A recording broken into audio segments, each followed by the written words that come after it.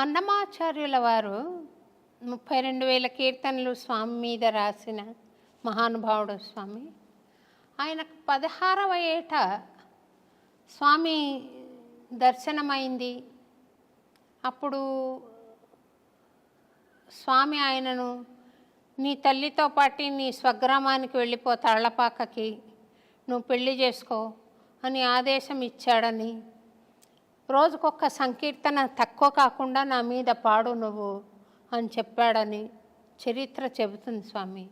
ఆ దర్శనం భౌతికంగా అన్నమాచార్యుల వారు చూసారా, లేక జ్ఞాన జ్యోతి స్వరూపమా? ఎటువంటిది స్వామి? నేను సీరియల్ ఒకటి 6 ఎపిసోడ్లు తీశాను స్వామి.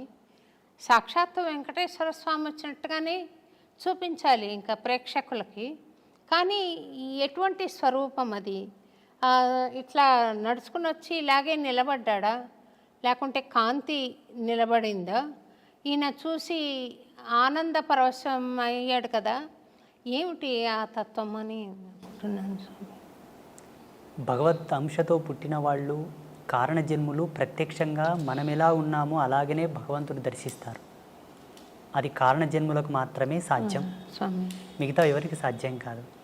మిగతా వాళ్ళని మనం చూసుకున్నట్లయితే పరిగణలోకి మీరు అన్నట్టుగానే జ్ఞానరూపకంగా వాళ్ళని చూడవచ్చు, భావరూపకంగా తన్మయత్వం చెంది చూడవచ్చు. ఒక ప్రకాశముగా, ఒక జ్యోతి వలె, ఒక కాంతి వలె కూడా చూసి ఆయననే పరమాత్మని వాళ్ళు అభిప్రాయపడవచ్చు. మీరన్నటువంటి అన్నమాచార్యులు ఎవరైతే ఉన్నారో, త్యాగరాజస్వామి, అన్నమాచార్యులు, కాళిదాసు లాంటి వాళ్ళందరూ భగవంతుని చక్షువులతో చూశారు, మాంసనేత్రంలో ముద్దతోనే చూశారు. ఇందులో సందేహం పడడానికి ఏం లేదు, మనకు అనుమానం పడడానికి కూడా ఏమీ లేదు. ఒకవేళ మన అనుభవానికి అది రాకపోవడం వల్ల అనుమానిస్తున్నామేమో. నాకు భావగోచరం ఉంది స్వామి, అంటే మీరు అర్థం చేసుకోగలుగుతారు. రెండోది, భగవాన్ మానుష రూపేణ అని ఎవరైనా వచ్చి ఇంతవరకు ఎప్పుడు మాట్లాడని మాట మాట్లాడడం, చేయని చేష్ట చేయడం నేను చూశాను, అనుభవించాను. ఇది మనిషి చేస్తున్నది కాదు, భగవంతుడు చేస్తున్నది అన్న సంకల్పం ఉంది. అయితే నేను ఆ మహాభక్తులందరూ చూసినట్టుగా స్వామి ఫ్లెష్ అండ్ బ్లడ్లో వచ్చి నిలబడిన దర్శనం నాకు అవ్వలేదు స్వామి. పాట పాడుకుంటున్నప్పుడు ఒక లౌకిక ఆనందం, ఒక లౌకిక అనుభూతి కలుగుతుంది. ఇంత శరీరం ఉండి కూడా ఈ స్పృహ ఉండదు. అంతవరకు నాకుంది, కానీ నేను స్వామిని భౌతికంగా చూడలేదు స్వామి. పరమాత్మని భౌతికంగా చూడాలన్న కోరిక ప్రపంచంలో అందరికీ ఉంది, జిజ్ఞాసులకు అందరికీ ఉన్నది ఈ కోరిక. నేను యావన్ ప్రజాలోకానికి మీకును ఒక సందేశం ఏమి ఇవ్వదలుచుకున్నానంటే, భగవంతుని ఇలా ప్రత్యక్షంగా మనం చూడాలనుకుంటే మనలాగే అందుకు సరి సమానమైనటువంటి ప్రమాణము మనలో ఉండగలగాలేమో నా అభిమతం ఇది. ఎలా? సంస్కారవంతమైన, సంస్కరణతో కూడుకున్నటువంటి జన్మ అయి ఉండవలే, లేదా ఆయన ప్రేరణతో పుట్టినటువంటి కారణ శరీర జన్మనైనా ఉండి ఉండవలే. ఇవి రెండిట్లో ఏ ఒక్కటి ఉన్నా ఆయనతో మనం కుశల ప్రశ్నలు వేయవచ్చు, సంభాషించవచ్చు, మాట్లాడవచ్చు. అందుకు సరి సమానమైనటువంటి ధర్మం మనం ఉండగలగాలి, పాత్రత ఉండగలగాలి. అయితే ఇది చాలామంది ప్రేక్షకులు కానివ్వండి, మీరు కానివ్వండి, ఏమనుకుంటారంటే ఆ సందర్భం ఎప్పుడు, ఎలా వస్తుంది, ఎన్నవ ఏట వస్తుంది, ఎన్ని సంవత్సరాల తర్వాత వస్తుంది, ఏవి చేస్తే వస్తుంది అని అంటుంటారు. నేను నమ్మిన ధర్మం ప్రకారంగా, జగదంబ నాకు ఇచ్చిన జ్ఞానం ప్రకారంగా, ఎన్నో విద్యలతో, మంత్రతంత్రాలతో, యోగమూలాలతో, ఎన్నింటితో వేదాధ్యయన సంధానముతోటి కనుక మనం చేరలేము, ఒకదానితో చేరవచ్చు. మంచి సత్ప్రవర్తన, సత్యశీలత, ధర్మము, మంచి భక్తి, నిష్కల్మషమైనటువంటి భక్తి ఉంటే చాలు. అది అన్నమాచార్యుల వారి యొక్క మనసులో ఉన్నది కాబట్టి భగవంతుడు వచ్చి మాట్లాడాడు.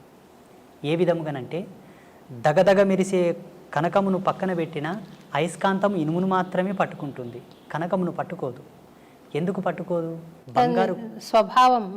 బంగారు దేదీప్యమానంగా వెలుగుతూ ఉన్న ఏ ప్రకాశం లేని ఇనుమును మాత్రమే అయస్కాంతం పట్టుకుంటుంది, కనకమును పట్టుకోదు. ఎందుకు పట్టుకోదు? మన రాజసము, మన దర్పణము, మన మేడలు, మన బంగ్లా, మన కార్లు, మన బ్యాక్గ్రౌండ్ అంతా కూడా అక్కడ అయస్కాంతం కనకమును పట్టుకున్నట్లనే మనల్ని భగవంతుడు పట్టుకోడు. కాంతి లేకున్నను గుణధర్మాన్ని బట్టి అయస్కాంతం ఇనుమును పట్టుకున్నట్లనే భక్తుడి యొక్క చిత్తశుద్ధిని, స్వామి భక్తిని, సత్యనీరతిని, ఆయన సత్యశీలతను పట్టుకొని భగవంతుడు దిగివచ్చి వాళ్ళతో మాట్లాడతాడు, కౌగిలించుకుంటాడు.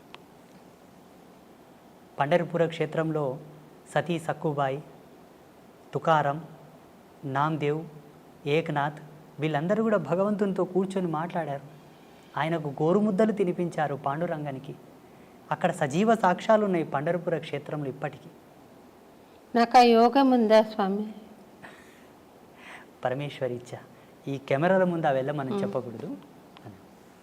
నేను చెబుతాను మీకు ఆ యోగం ప్రసాదించుటకు మీరు చూసుటకు గల భాగ్యం ఏంటన్నది ఇది ఆఫ్ అయిన తర్వాత చెప్తాను.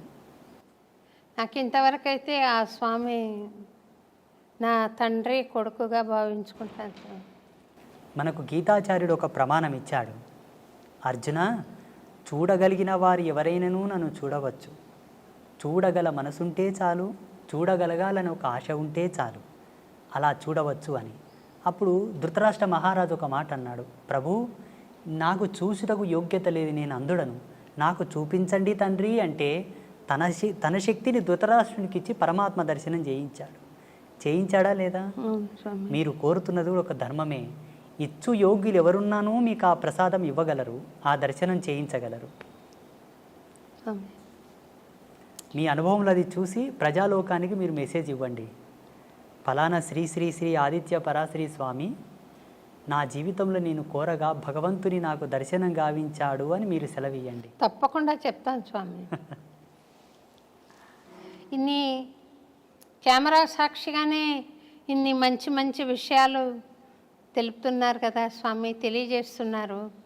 నేను చెప్పేది అవసరమా? వాళ్ళు నేను తెలుసుకుంటున్నానని చెప్పకనే తెలుసుకుంటున్నారు. కానీ నాకు దర్శనమైనప్పుడు మటుకు తప్పకుండా తెలియజేస్తాను స్వామి. నేను ఈ కెమెరా ఆఫ్ అవ్వగానే అందుకు సంబంధించిన మూలాలు నేను వివరిస్తాను మీకు. మీరు తప్పకుండా చేసుకుంటారు అన్న నమ్మకం నాకుంది. సంతోషం మీ స్వామి. లక్ష్యంగా అది మిగిలిపోయి ఉన్నది.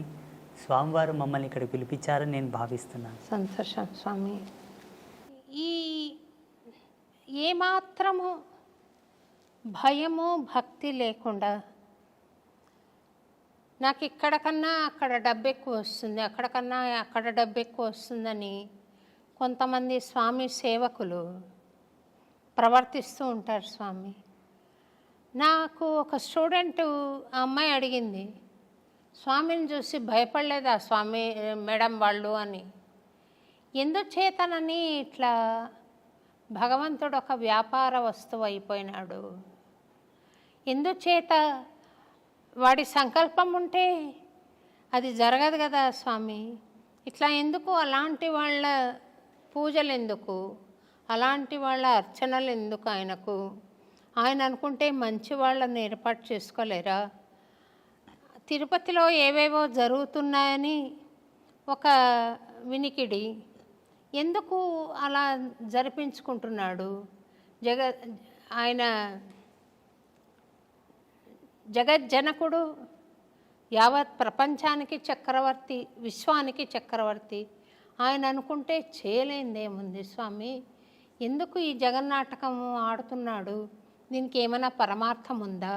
ఈ సృష్టికి ఒక కారణం ఉందా? ఎందుకు ఇలా జగన్నాటకం సాగుతోంది అనే దానికి. సమస్త జీవరాశుల యొక్క దాహం తీర్చేది జలము, నీళ్లు. శుద్ధమైనటువంటి నీళ్లతో కూడుకున్న ఒక కొలను ఉన్నది.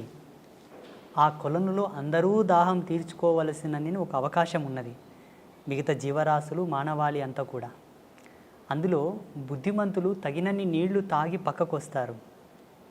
అజ్ఞానులు నీళ్లు తాగుటయే కాక కాళ్ళు చేతులు కడుక్కుంటారు. మూర్ఖులు కాళ్ళు చేతులు కడుక్కోవడం కాకుండా దాంట్లో ఈత కొడుతూ ఆ నీళ్లను ఒండ్రు చేసేసి ఎవరికి తాగకుండా పనికి రాకుండా చేసేస్తుంటారు. దానికి తగినటువంటి పరిణామం కూడా వాళ్ళు అనుభవించాలి, తప్పదు. ఇది జగత్ సత్యం. ఈ ప్రపంచంలో ఏ అవస్థతోనైనా దేనితోనైనా ఆడుకోనవచ్చును, ఏ బంధంతోనైనా ఆడుకోనవచ్చును, కానీ భగవద్బంధంతో ఆడుకోకూడదు. భగవంతుడు ఆట కాదు, అనుభూతి. భగవంతుడు వ్యాపారం కాదు, పరమ భక్తి.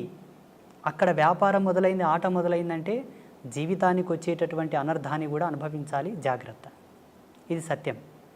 ఆ మాత్రం విషయ జ్ఞానం లేకుండా ప్రవర్తిస్తున్నారంటే వారు కలియుగంలో ఉన్న రాక్షసులే, ఈ కలియుగంలో నడయాడుతున్న రాక్షసులు.